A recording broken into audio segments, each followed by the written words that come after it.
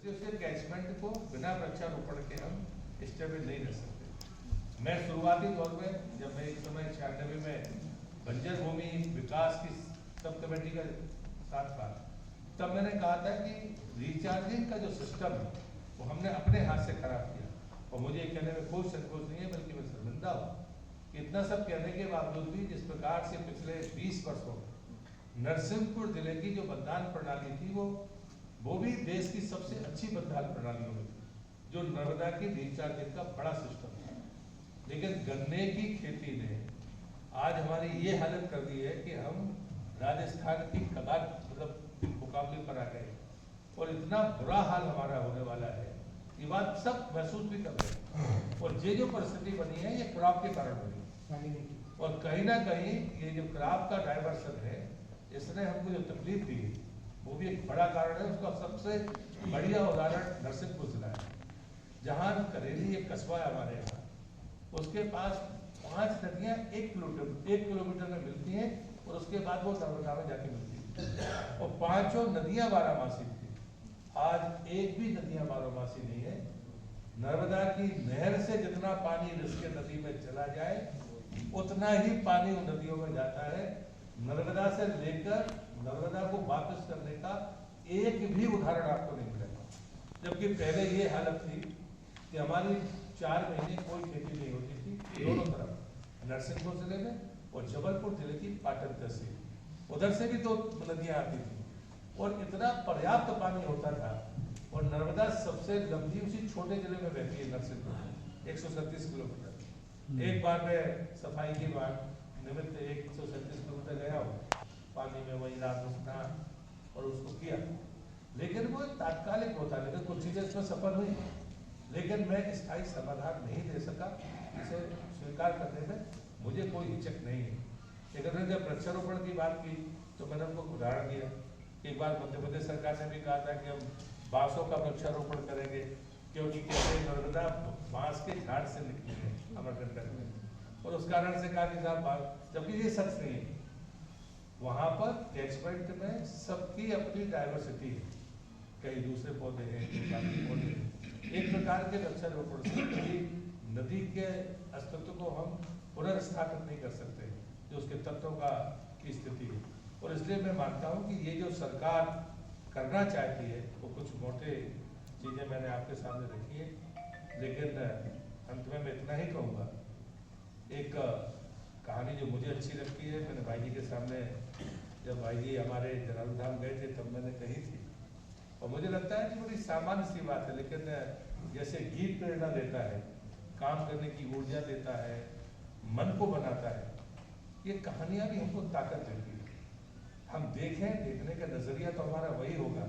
यदि मैं पानी पर काम कर रहा हूँ तो मुझे पानी ही दिखेगा, बाकी चीज़ें तो मुझे दिखेंगी नहीं। और जब मैं पानी पर काम करता हूँ तो मुझे प्रकृति ही दिखेगी। मैं बाकी जो भी उसे नुकसान पहुँचाएगा, स्वाभाविक है कि मैं उसे अपना दुश्मन तो नहीं मानूंगा, क्योंकि मैं प्रकृति के साथ खड़ा हूँ, लेकिन उसको अन्याय तो कहूँगा कि ये अन्याय कर रहा है, ये न्याय नहीं कर रहा हमारे साथ। और ऐसे एक दृष्टांत सुनते सभी हैं कि जब युधिष्ठिर अपनी माँ को लेकर जा रहे थे तो कहते हैं कि उनको प्यास लगी, तो उन्होंने कहा कि साहब पानी लेकर आओ। तो सबसे छोटे वाले भाई को भेज दिया, तो वहाँ यक्ष था, उसने आवाज़ दी कि जल ले जाने के पहले मेरे प्रश्नों का उत्तर देना पड़ेगा। पर राजकुमार था, उसको अपनी माँ के लिए पानी ले जाना था, उसने सुना ही नहीं। उसने जैसे ही डाला तो वो पाताड़ के हो गए, बहुत नहीं आए तो दूसरे भाई गए, आखिरी में युधिष्ठिर गए, तो चारों भाई पत्थर के थे। युधिष्ठिर ने उत्तर पूरे दे दिए, तो उन्होंने कहा ठीक है तुमने उत्तर दिए हैं तो तुम पानी ले जा सकते हो, लेकिन साथ में क्योंकि तुमने सही उत्तर दिए इसलिए अपने एक भाई को जीवित भी ले जा सकते हो, तय तुम करो। युधिष्ठिर ने कहा कि मैं कुंती का पुत्र हूँ, माद्री मेरी दूसरी माँ है, कुंती का पुत्र तो मैं जीवित हूँ, लेकिन माद्री का नहीं है तो नकुल सहदेव में से किसी एक को जीवित कर दो। तो यक्ष खुश हो गए, तो उन्होंने कहा जब इतना न्यायप्रिय आदमी है तो तू 4 भाइयों को लेकर चला जाए। लेकिन उससे जो कहानी है उसका जो आशय मैं देखता हूँ कि हर जल स्रोत की अपनी मर्यादा है, उस मर्यादा का उल्लंघन जो भी कोई करेगा, और वो भी ऐसा व्यक्ति जो अपने आप को कहता है कि मैं राज कर रहा हूँ या जिम्मेदार हूँ, अगर वो मर्यादाओं का उल्लंघन करेगा तो पाषाण बनना तय है। मुझे लगता है कि ये जो मर्यादाएं के लिए तो जैसे आज भाई जी जितनी ताकत के साथ कहते हैं हो गए आप मंत्री या कोई होगा, मंत्री कोई दुनिया में परमानेंट नहीं है। इसलिए मुझे लगता है कि ये जो बातें हैं ये बार बार कही जानी चाहिए। लोगों को बुरा लगता है तो क्या सब कुछ स्थायी है? सब कुछ स्थायी नहीं है। कम से कम सरकारें तो स्थायी नहीं है। जैसे पैसा स्थायी नहीं है तो सरकारें भी स्थायी नहीं है। लेकिन जब आपको मौका मिला है तो बेहतर करना। प्रधानमंत्री जी का मंत्रिमंडल में मैं मंत्री हूँ इसलिए नहीं, लेकिन जब मंत्रिपरिषद की बैठक होती है जिस ढंग से वो अपनी बात कहते हैं, वो कहते हैं कि ये नहीं चलेगा कि आप जब आपके पास है तो आप दूसरे का उत्तर नहीं दोगे। आपको बात करनी पड़ेगी एक दूसरे के बारे में, आप बताइए क्या हो क्या रहा है। और मुझे लगता है उसने उन्होंने बड़ी वाज़ेह बात कही है कि चीजें जनता से पूछी जानी चाहिए और वो शुरुआत हुई है। लेकिन ये सच है कि भले कोई हमारी आलोचना करे, लेकिन इतने ऐसा बिगाड़ हुआ है कि बहुत चुटकी में वो सुधर नहीं सकता कि हमको पैसा डाले और भाग और वजन दोनों एक साथ आ जाए, ऐसा है नहीं। लेकिन इतना भी नहीं बिगड़ा कि हम उसे संभाल ना पाए। और इसलिए उन्होंने कहा कि ये 25 साल है, हमारी जो चुनौती हमारे सामने है, जो अंधकार आपको दिख रहा है या जो कष्ट दिख रहा है, उसके समाधान का भी कोई रोड मैप या टाइमिंग हमें जरूर देनी चाहिए। मेरी ये प्रार्थना मंत्री के नाते मंचस्थ लोगों से और आप लोगों से भी है। अगर हम एक नदी के पुनर्जीवन के लिए हमें समय तो लगेगा, संसाधन लगेंगे, तो एक मॉडल किसके पास है? मॉडल भाई के पास है कि भाई मैं जब शुरू हुआ था तब से लेकर यहाँ तक पहुंचा तो उस समय संसाधन, या संसाधन का मतलब पैसा नहीं मैं कह रहा हूँ, संसाधन का मतलब है व्यक्ति। मैंने भूकंपों में काम किया, मतलब वो कोई मैं एक्सपर्ट आदमी था ऐसा तो बिल्कुल नहीं था, फिट था, स्पोर्ट्समैन था तो फिट था। और मैं हमेशा कहता था कि तो जब मैं पहला भूकंप में होशंगाबाद में आया और जब मैं खेत में सो रहा था तो सेना की विफलता के बाद वो गांव हमने लिया और बसाया। लेकिन जब मुझसे प्रशासन ने कहा कि आप लिखिए तो मैं करना ही सेना के खिलाफ नहीं बोला, बाकी उस विस्तार में मैं नहीं जाना चाहता।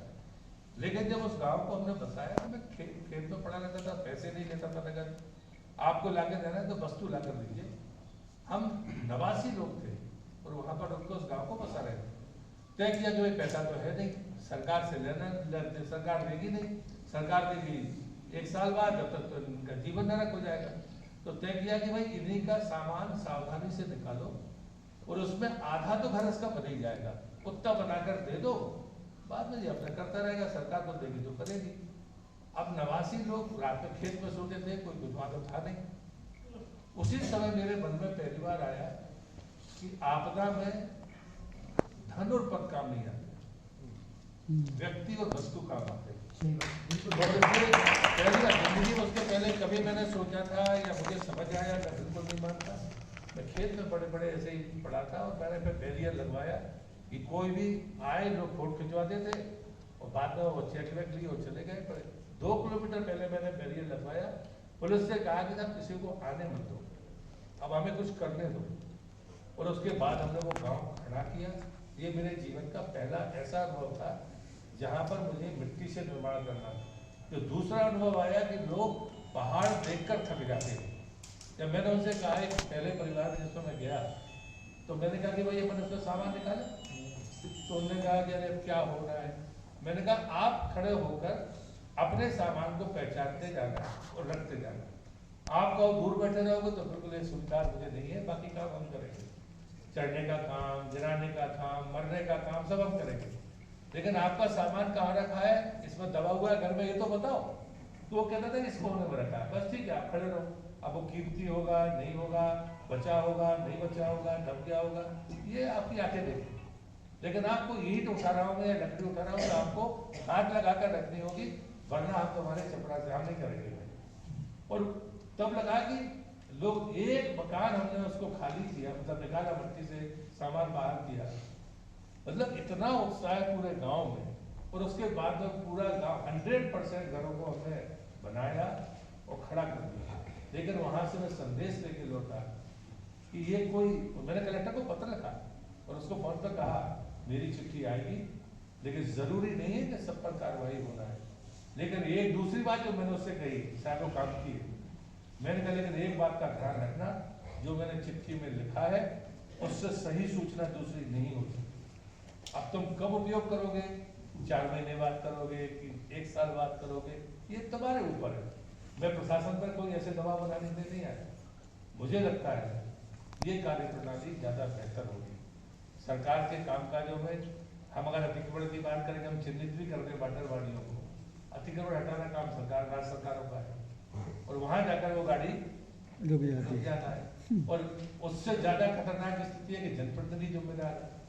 सबसे पहले जिनको इस बात के लिए अगुवाई करनी चाहिए, दुर्भाग्य से वोटों के कारण सबसे बड़े अड़ंगे वही है। ये कहने में मुझे कोई संकोच नहीं, क्योंकि ये आपकी मतलब मैं भी देखता हूँ अपनी आंखों के सामने कि ये हो रहा है, लेकिन ये इससे कुछ होता नहीं है। जो लोग ये कर रहे हैं इससे उनकी प्रतिष्ठा बढ़ रही है, उनकी बड़ी साख बढ़ रही है, ऐसा है नहीं। हम आने वाली पीढ़ी को संकट में डालने का पाप कर रहे हैं, और इसलिए मुझे लगता है कि ये ऐसे समय होते हैं जब हम दिल से अपनी बातों को कहें, सुने और उसके बाद में समझें। यही मुझे लगता है कहकर मैं अपनी बात यहाँ पर समाप्त करता हूँ। तो फिर से भाई जी का धन्यवाद करता हूँ। एक्सीलेंसी मोहम्मद, आपका भी, आपने यहाँ समय निकाला। मैं यहाँ पर मंत्री और अतिथि के रूप में नहीं हूँ। मैं मंत्री कल सुबह 9 बजे के बाद हमारे बेचारे गुस्सा होकर गए होंगे, लेकिन ये आजकल तरीका हो गया कि नेता कोई आएगा तो कभी भी जब उसको पकड़ो, कान पकड़ के वो माइक लगा दो, बोलेगा। मुझे लगता है ये परंपरा अच्छी नहीं है। इस संयमित, मर्यादित, सकारात्मक ऊर्जा से भरे कार्यक्रम के लिए मैं आप सबका हृदय से आभार व्यक्त करता हूँ। बहुत धन्यवाद।